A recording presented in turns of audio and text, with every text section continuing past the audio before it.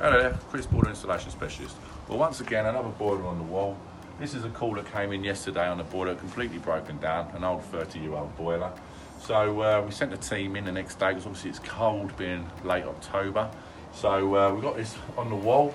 This is the new range of Worcester boiler. This is the 8000 Life 40 kilowatt regular boiler. So there it is, they're all lovely and neat.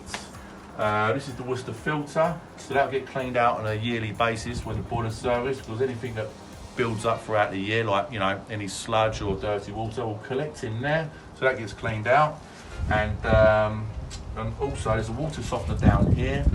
These boilers don't like softened water, so we drain all water out of the system, and we've bypassed this water softener in order to get hard water in the heating system and the boiler.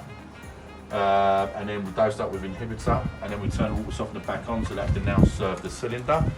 So it's always important not to put soft water through the boiler, but obviously once the heating system's filled up, it can then be reinstated to feed the cold and hot water supplies.